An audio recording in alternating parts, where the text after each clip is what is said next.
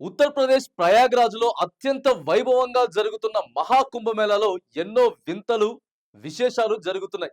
ఇక్కడ పుణ్యస్నానం చేయడానికి దేశ విదేశాల నుంచి భక్తులు తరలి వస్తున్నారు. అయితే ఇన్ని కోట్ల మందిలో ఓ యువతి మాత్రం తళుక్కుమంది. ఆ యువతి ఇప్పుడు సోషల్ మీడియాలో తెగ వైరల్ అవుతోంది.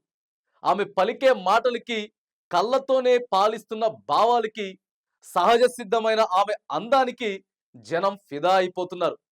ఇంతకీ ఆమె ఎవరు?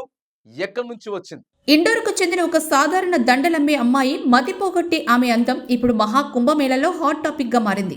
ఈ మహిళ పేరు తెలియదు కానీ సహజసిద్ధమైన చర్మంతో చెక్కినట్లుగా ఉండే ఆమె ముఖం, కలువ లాంటి ముదురు గోధుమ రంగులో కళ్ళు కారణంగా ఆమె అందరినీ ఆకట్టుకుంటోంది. అంతేకాదు ఆమెకు సంబంధించిన ఫోటోలు, వీడియోలతో సోషల్ మీడియాలో హోరెత్తిపోతున్నాయి.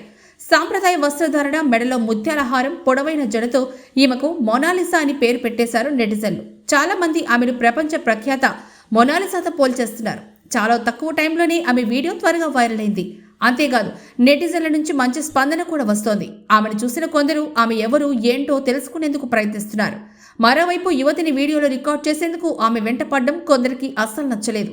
ఇక కొందరు మాత్రం ఆమె సహజ సిద్ధమైన సౌందర్యం గొప్పదని అంటున్నారు. కొందరు ఆమెను కుంభమేళలో కనిపించిన మొనాలిసాగా అభివర్ణిస్తున్నారు. ఆమె ఓ బ్లాక్ బ్యూటీ అని కొందరన్నారు.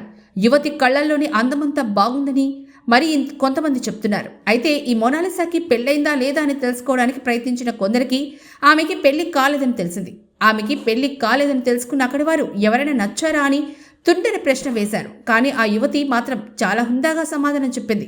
ఎవరిని ఇష్టపడనని, తన తల్లిదండ్రులు చూసిన వాడిని పెళ్లి చేసుకుంటానని చెప్పింది. దీంతో ఆమె సమాధానం చూసిన జనాలు మరింతగా ప్రశంసలు కురిపించారు. మొత్తంగా అనీషా రిచారియా తర్వాత ఇప్పుడు ఇండోర్కు చెందిన మొనాలిసా కోసం జనం వెతుకుతున్నారు.